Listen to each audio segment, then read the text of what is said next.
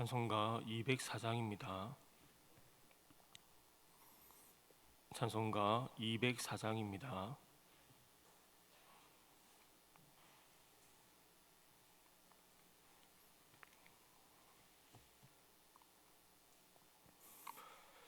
주의 말씀 듣고서 준행하는 자는 반석 위에 터닫고 집을 지음 같아. 비가 오고 물나며 바람 부딪혀도 반석 위에 세운 집 무너지지 않네. 잘 짓고 잘 짓세, 우리 집 잘 짓세. 만세 반석 위에다 우리 집 잘 짓세. 주의 말씀 듣고도 행치 않는 자는 모래 위에 터닫고 집을 지음 같아. 비가 오고 물나며 바람 부딪혀도 모래 위에 세운 집 크게 무너지네. 잘 짓고 잘 짓세, 우리 집 잘 짓세. 만세 반석 위에다 우리 집 잘 짓세. 세상 모든 사람들 집을 짓는 자니 반석 위가 아니며 모래 위에 짓네. 우리 구주 오셔서 지은 상을 줄 때 세운 공로 따라서 영영 상벌 주리. 잘 짓고 잘 짓세, 우리 집 잘 짓세. 만세 반석 위에다 우리 집 잘 짓세. 아멘. 하나님 말씀은 출애굽기 40장 1절에서 16절까지 말씀입니다. 출애굽기 40장 1절에서 16절까지 말씀 교독하시고 마지막 절을 같이 읽겠습니다. 여호와께서 모세에게 말씀하여 이르시되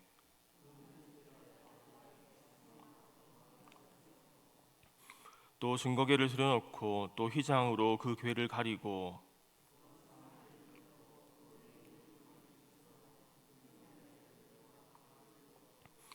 또 금향단을 증거궤 앞에 두고 성막문에 휘장을 달고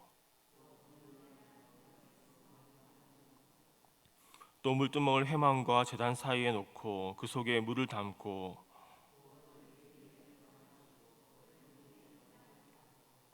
또 한유를 가져다가 성막과 그 안에 있는 모든 것에 발라 그것과 그 모든 기구를 거룩하게 하라. 그것이 거룩하리라.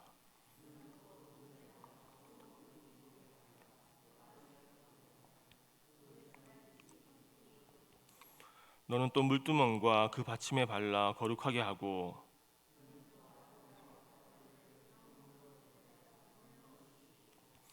아론에게 거룩한 옷을 입히고 그에게 기름을 부어 거룩하게 하여 그가 내게 제사장의 직분을 행하게 하라.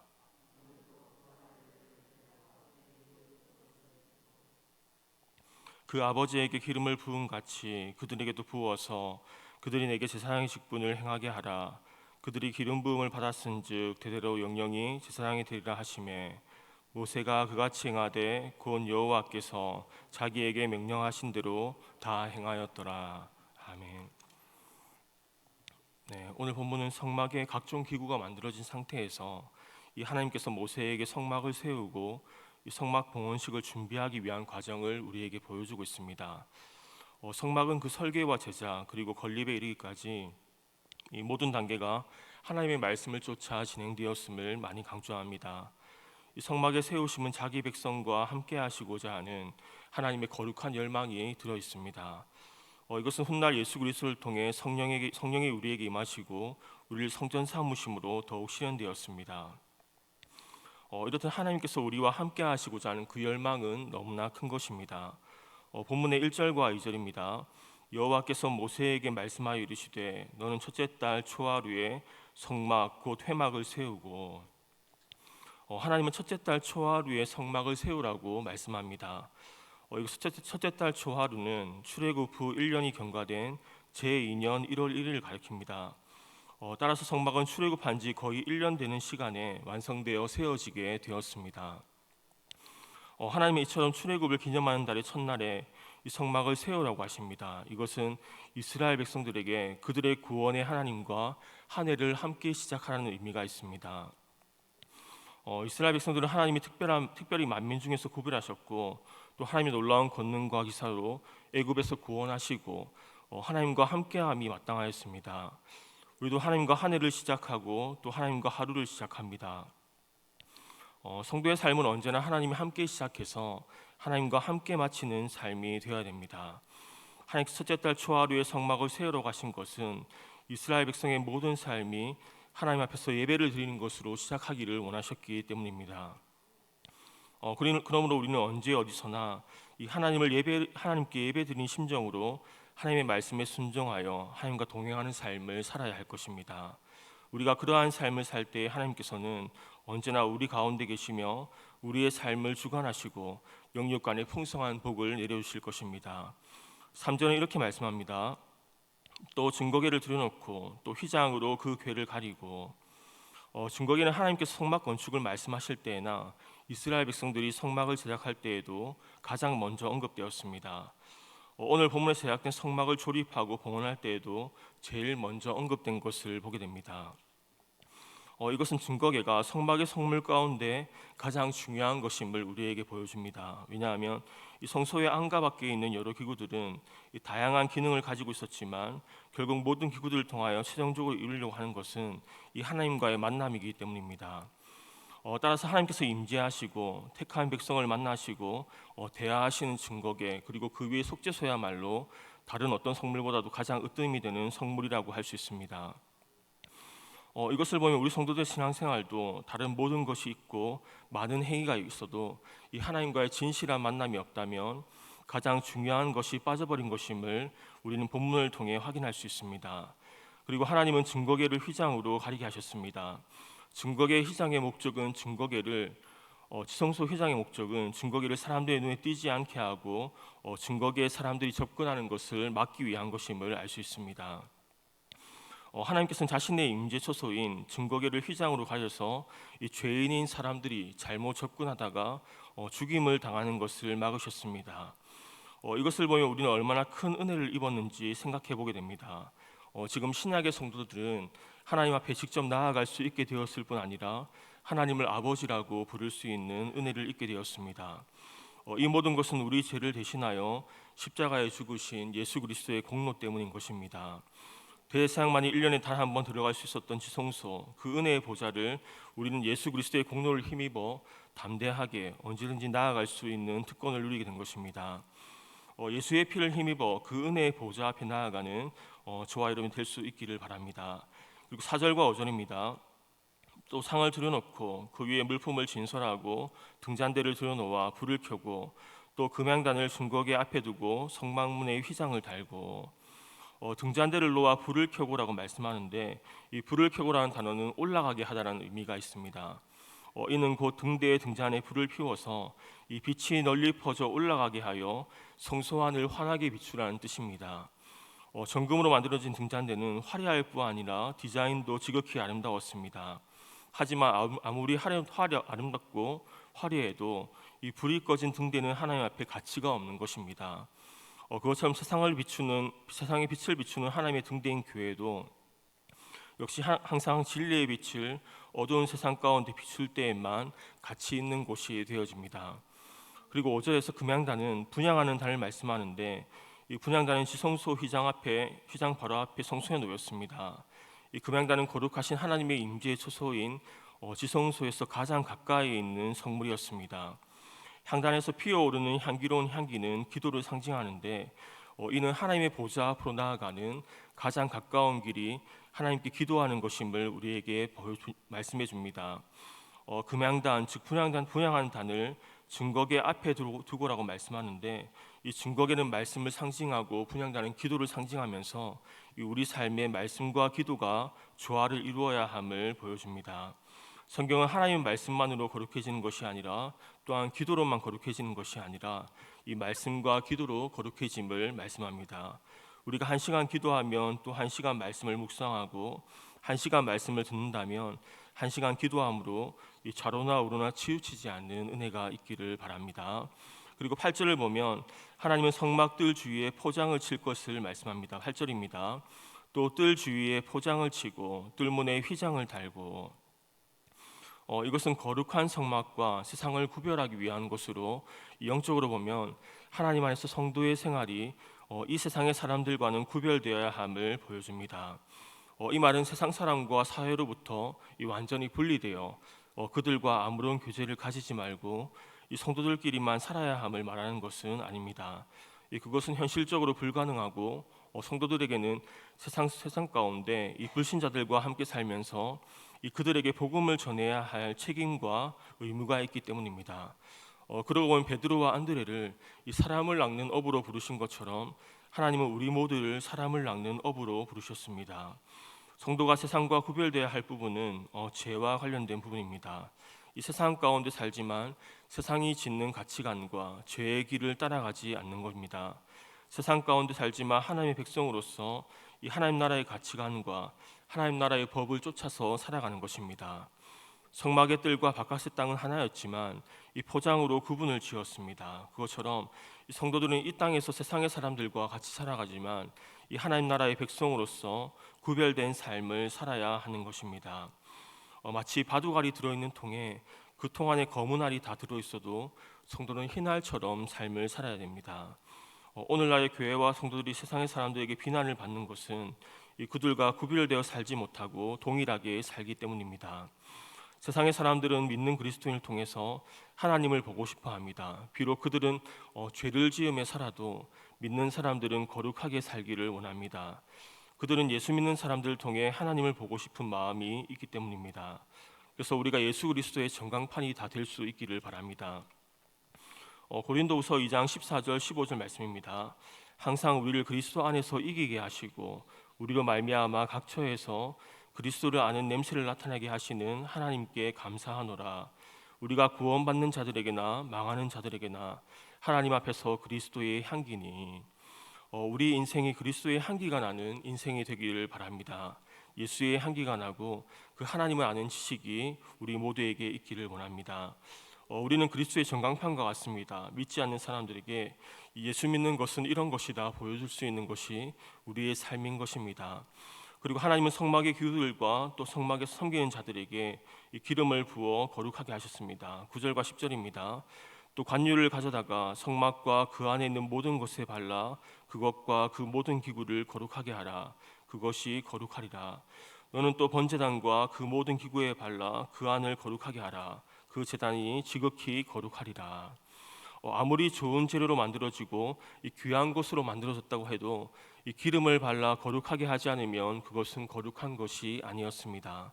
그러나 기름을 바르면 그것은 거룩한 것이 되었습니다. 구절에서 관유는 두 가지 목적으로 만들었습니다. 첫째는 대제사장과 제사장의 임직식에 사용하기 위한 것이었고 또 한 가지는 성막의 각종 성물과 기구들의 성별 이식에 사용하기 위한 것이었습니다.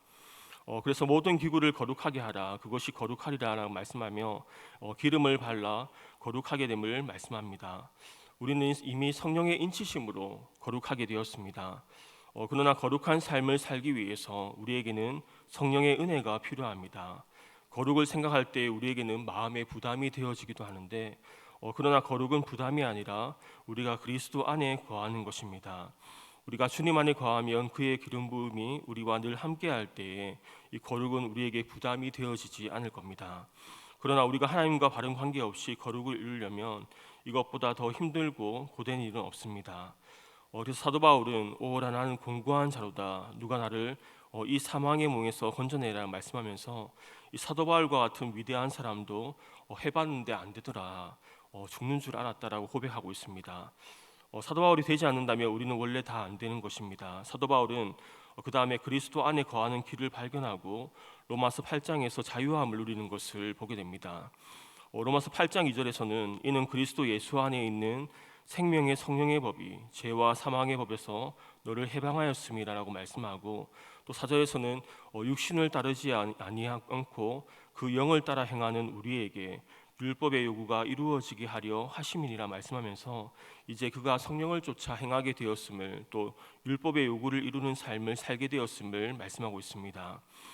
이것을 보면 우리가 신앙생활을 하면서 더욱 알기를 원하고 집중하기 원하는 것은 더 그리스도 안에 거하기를, 날마다 주님과 동행하기를 우리는 집중하며 설교를 듣고 책을 읽고 또 성경도 보고 기도하며 주님과 동행하는 우리 모두가 될 수 있기를 바랍니다. 주님과 동행한다는 것은 하나님과 바른 관계에 있다는 것이고, 그는 이제 하나님께서 모든 좋은 곳으로 함께하고 있다는 의미입니다. 성도는 또한 하나님의 말씀을 이루는 삶을 살아야 됩니다. 16절입니다. 모세가 그가 같이 행하되 곧 여호와께서 자기에게 명령하신 것을 다 행하였더라. 이 모세는 하나님께서 자기에게 명하신 것을 다 행하였습니다. 성막의 설계부터 그리고 제작, 그리고 오늘 성막을 세우는 과정을 보면 이 모세는 하나님께서 명하신 대로 다 행한 것을 보게 됩니다. 그리고 이후에 하나님의 영광이 그 공동체 위에 임하는 것을 보게 됩니다. 만약에 모세가 하나님 말씀대로 성막을 세우지 않고 이 자신의 뜻대로 만들었다면 하나님은 그곳에 임하지 않았을 것이고, 그 성막은 아무리 화려하고 좋은 곳이라도 하나님 보실 때에 의미가 없는 것이 되는 것입니다. 마태복음 7장 24절입니다. 그러므로 누구든지 나의 이 말을 듣고 행하는 자는 그 집을 반석 위에 지은 지혜로운 사람 같으니, 하나님 말씀대로 순종함으로 반석 위에 지은 집처럼 우리 모두가 지혜로운 사람이 될 수 있기를 바랍니다. 구약 시대의 이스라엘 백성들은 오직 하나님 말씀에 순종하여 성막을 제작하고 또한 건립하였습니다. 성막이 건립되기까지 하나님 말씀에서 조금도 벗어나지 않았습니다. 그래서 그들은 하나님의 영광을 보는 공동체가 되어졌습니다. 이와 마찬가지로 오늘의 교회도 하나님의 말씀에 세워나가야 됩니다. 그러할 때 교회가 교회다워지고 어두운 세상 가운데 등대의 역할을 감당하고 참으로 하나님께서 공동체 가운데 인재하시는 것을 보게 될 것입니다. 우리 모두 지혜로운 자가 되어서 이 반석 위에 세운 집처럼 우리 개인의 삶과 가정과 교회를 그렇게 세워나가는 우리 모두가 될 수 있기를 바랍니다. 그 은혜가 사랑하는 성도님들과 교회 가운데 늘 있기를 주님의 이름으로 축원합니다. 기도하겠습니다.